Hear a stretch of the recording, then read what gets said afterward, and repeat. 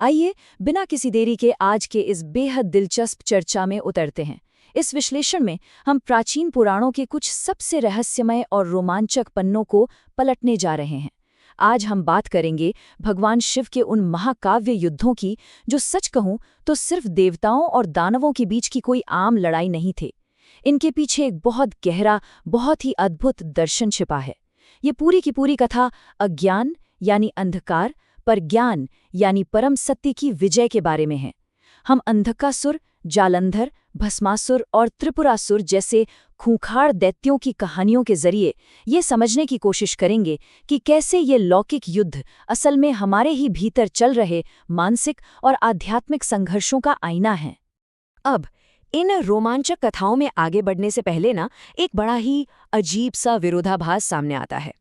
कोई भी जब इन पौराणिक कथाओं को पहली बार पढ़ता है तो उसके मन में ये सवाल जरूर उठता है कि आखिर देवता और खासकर भगवान शिव और ब्रह्मा उन दैत्यों को इतनी असीम शक्तियां और वरदान क्यों दे देते हैं।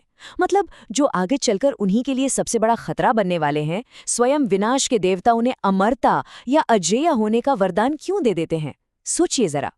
लेकिन आपको बता दूं, ये कोई गलती या चूक बिल्कुल नहीं है, बल्कि इसके पीछे ब्रह्मांड का एक बहुत ही सटीक विज्ञान काम कर रहा है। भाग 1, दैत्यों को वरदान मिलने का रहस्य। तो चलिए इस ब्रह्मांडीय व्यवस्था को थोड़ा और करीब से समझते हैं। दरअसल ये पूरी प्रक्रिया एक बहुत ही निष्पक्ष मशीन की तरह काम करती है। भगवान ब्रह्मा जो कि रचनाकार हैं, वो भी एक नियम से बंधे हुए हैं। उनका नियम एकदम सीधा है। जो भी घोर तपस्या करेगा, चाहे वो देवता हो या दैत्य, ब्रह्मा जी उसे वरदान देंगे ही देंगे। ये एक पक्का और वस्तुनिष्ठ नियम है। अब जब दैत्य इन वरदानों को पाकर अहंकार में अंधे हो जाते हैं और प्रकृति का संतुलन बिगाड़ने लगते हैं, तब भगवान विष्णु अपनी कूटनीति और संरक्षण के जरिए बचाव करते हैं। और अंत में जब पानी सच में सिर से ऊपर चला जाता है, तब भगवान शिव संहारक के रूप में मैदान में आते हैं, ताकि धर्म को फिर से स्थापित किया जा सके और एक नया चक्र शुरू हो। तो देखा जाए तो वरदान देना दरअसल उस अज्ञान को सतह पर लाने का ही एक तरीका है, जिसे अंततः ज्ञान की शक्ति से नष्ट होना ही है। भाग 2, महादैत्यों के विरुद्ध युद्ध। अब हम उन भयंकर खलनायकों से मिलेंगे जिन्होंने ब्रह्मांड की नींव हिला दी थी। शुरुआत करते हैं अंधकासुर से। इसके तो नाम से ही पता चलता है, अंधा। शिव पुराण की एक बड़ी ही रोचक कथा है कि एक बार माता पार्वती ने बस खेल खेल में भगवान शिव की आंखें पीछे से बंद कर ली थीं। बस फिर क्या था, उस समय ब्रह्मांड में छाए अंधकार, शिव के ताप और पार्वती जी के पसीने से एक अत्यंत विकृत और अंधे बालक का जन्म हो गया। लेकिन यहाँ गौर करने वाली बात यह है कि अंधकासुर का ये अंधापन सिर्फ शारीरिक नहीं था, ये दार्शनिक अंधापन था। ये सीधे तौर पर सद्गुणों और सही ज्ञान की कमी को दिखाता है।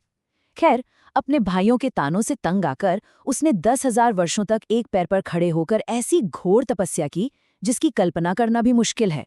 उसने तो अपने शरीर का मांस तक अग्नि में हवन कर दिया। और यही अंधापन और भयंकर अहंकार अंततः उसे विनाश की ओर ले गया। वरदान मिलने के बाद अंधकासुर इतना अहंकारी हो गया कि उसने स्वयं माता पार्वती को ही पाने की जिद पकड़ ली। अहंकार की इंतहा देखिए। इसके बाद जो युद्ध हुआ वो रोंगटे खड़े कर देने वाला था। मैदान में अंधकासुर के खून की हर एक बूंद से एक नया दैत्य पैदा हो रहा था। ये एक कभी न खत्म होने वाली फौज बन गई थी। तब जाकर भगवान विष्णु ने एक अत्यंत भयंकर देवी का रूप धारण किया और युद्ध क्षेत्र में दौड़ दौड़ कर उस रक्त को पीने लगी, ताकि दैत्य दोबारा पैदा ना हो सके। और अंत में भगवान शिव ने अंधकासुर को अपने त्रिशूल के आर पार कर दिया और उसे आसमान में ही टांग दिया। सालों तक त्रिशूल पर तड़पने के बाद आखिरकार उसका अज्ञान मिटा। और कमाल की बात देखिए, शिव ने उसे ज्ञान देकर माफ कर दिया और अपने गणों में शामिल कर लिया। चलिए अब अगले दुस्साहसी दैत्य की ओर बढ़ते हैं, जालंधर।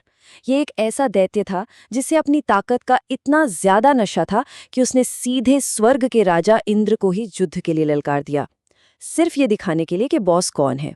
जालंधर की सबसे खतरनाक बात उसकी शारीरिक ताकत नहीं थी, बल्कि उसकी माया यानी भ्रम पैदा करने की शक्ति थी। वो इतना शक्तिशाली और मगरूर हो गया था कि उसने सीधे भगवान शिव को ही चुनौती दे डाली। ये हिस्सा बहुत ही शानदार तरीके से दिखाता है कि अहंकार कैसे किसी की भी मति भ्रष्ट कर सकता है। जालंधर ने युद्ध में अपनी माया से शिव और बाकी देवताओं को बुरी तरह उलझा दिया और फिर उसने वो किया जो उसे बिल्कुल नहीं करना चाहिए था। अपनी अज्ञानता में उसने स्वयं भगवान शिव का ही रूप धारण कर लिया ताकि वो कैलाश जाकर माता पार्वती को छल सके। ये सृष्टि के नियमों का सबसे भयंकर उल्लंघन था और बस यहीं से जालंधर के विनाश की उल्टी गिनती शुरू हो गई। जब अज्ञान इस हद तक माया का रूप ले ले तो उसका अंत निश्चित है। भाग 3 भस्मासुर और त्रिपुरासुर। चलिए कुछ और अचरज भरी कथाओं की ओर बढ़ते हैं। अब बात करते हैं भस्मासुर की। इसे तो एक ऐसा खौफनाक वरदान मिला था कि सुनकर ही डर लग जाए। घोर तपस्या के बाद शिव ने उसे वरदान दिया कि वो जिसके भी सिर पर हाथ रखेगा वो व्यक्ति उसी पल जलकर भस्म हो जाएगा। ये शक्ति की एकदम चरम सीमा थी, लेकिन जैसा कि हम आगे देखेंगे, बिना बुद्धि के मिली कोई भी ताकत सबसे पहले इंसान को खुद ही ले डूबती है। ये पूरी घटना ना एक जबरदस्त सस्पेंस थ्रिलर जैसी है। वरदान मिलने के कुछ ही पलों के भीतर भस्मासुर का अज्ञान उस पर हावी हो गया। उसने सोचा, क्यों न इस वरदान को सीधे भगवान शिव पर ही आजमा कर देखा जाए। अज्ञानता की मूर्खता का इससे बड़ा उदाहरण क्या ही होगा। शिव तो वहां से अंतर्धान हो गए, लेकिन तब भगवान विष्णु ने अपनी गजब की कूटनीति दिखाई। उन्होंने बेहद खूबसूरत मोहिनी का रूप लिया। मोहिनी ने भस्मासुर को अपने साथ नृत्य करने के लिए लुभाया और बातों बातों में अपनी चाल में फंसाकर उससे उसी के सिर पर हाथ रखवा दिया। और पलक झपकते ही वो अजेय दैत्य अपने ही बेकाबू ताकत के कारण राख की ढेरी बन गया। बिना दूरदर्शिता के शक्ति का यही अंजाम होता है। और अब आते हैं त्रिपुरासुर पर। दिलचस्प बात यह है कि ये कोई एक दैत्य नहीं था, बल्कि 3 भाई थे, ताराकाक्ष, विदुनमाली और कमलाक्ष। इन्होंने ब्रह्मा जी से वरदान लिया और अंतरिक्ष में उड़ने वाले 3 विशाल अभेद्य शहर बना डाले। एक सोने का, एक चांदी का और एक लोहे का। बिल्कुल किसी साईफाई मूवी जैसा लगता है ना। ये सिर्फ शारीरिक ताकत नहीं थी, बल्कि ये तकनीकी और भौतिकवादी प्रगति के चरम अहंकार का प्रतीक था। इन तीनों शहरों ने मिलकर ब्रह्मांड में ऐसा आतंक मचाया कि सारे देवता त्राही त्राही कर उठे। और इनका अंत वो भी उतना ही महाकाव्य था। इन शहरों को नष्ट करने की एक बड़ी ही मुश्किल शर्त थी। इन्हें केवल एक ही तीर से एक ही समय पर नष्ट किया जा सकता था, और वो भी तब जब वे तीनों एकदम एक सीधी रेखा में आए। ये घटना हजारों सालों में केवल 1 सेकंड के लिए होती थी। भगवान शिव ने ये असंभव काम करने का बीड़ा उठाया। देवताओं ने एक अद्भुत स्वर्ण रथ तैयार किया जिसके सारथी खुद ब्रह्मा जी बने। और जैसे ही वो 1 सेकंड का सूक्ष्म पल आया जब तीनों शहर एक सीध में आए, शिव ने अपना अचूक पाशुपतास्त्र छोड़ दिया। एक ही पल में भौतिकवादी अहंकार के वे तीनों शहर राख हो गए, और इसी के बाद शिव को त्रिपुरारी नाम मिला। भाग 4 रूपक का रहस्योद्घाटन, ज्ञान की विजय। तो चलिए अब इन कहानियों के पर्दे के पीछे छिपे असली अर्थ को समझते हैं। शिव पुराण का ये श्लोक बहुत ही अद्भुत है। संपूर्ण ब्रह्मांड शिवमय है। यहाँ शिव का मतलब किसी भौतिक रूप से नहीं, बल्कि उस परम चेतना और परम सत्य से है जो हर जगह मौजूद है। जब हम अज्ञानता के कारण इस चेतना से खुद को अलग समझने लगते हैं, तब अहंकार जन्म लेता है, और यही अहंकार, यही अज्ञान इन दैत्यों का रूप धारण करता है। शिव पुराण साफ कहता है कि केवल ज्ञान ही वह रास्ता है जो हमें ये सच्चाई दिखा सकता है कि हम सब एक ही हैं। अगर हम थोड़ा गहराई से सोचें तो इन कथाओं को देखने का नजरिया पूरी तरह से बदल जाएगा। बाहर से देखने पर हमें एक त्रिशूल किसी दैत्य के शरीर के आर पार होता दिखता है, लेकिन आध्यात्मिक नजरिए से वो त्रिशूल असल में दिव्य ज्ञान है जो हमारे भीतर के अंधे अहंकार को बेध रहा है। इसी तरह आपने नटराज की मूर्ति में शिव को एक बौने दैत्य अपस्मार को अपने पैरों तले कुचलते देखा होगा। वो अपस्मार हमारे अहंकार का ही प्रतीक है।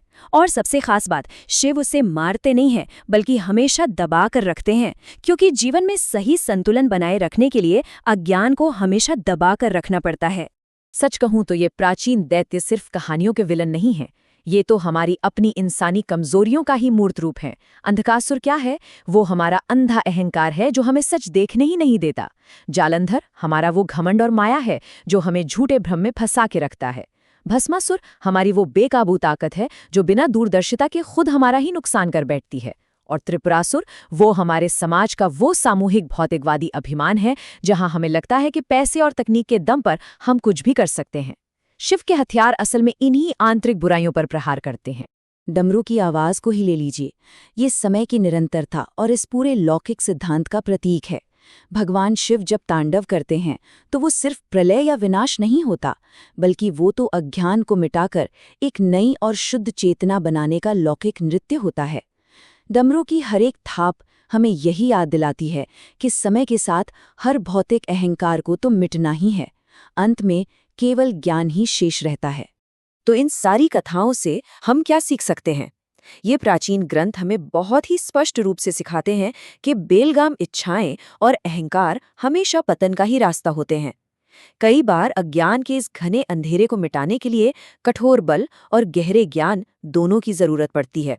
और एक बहुत ही खूबसूरत बात यह है कि शिव का क्रोध हमेशा उनकी करुणा से संतुलित रहता है।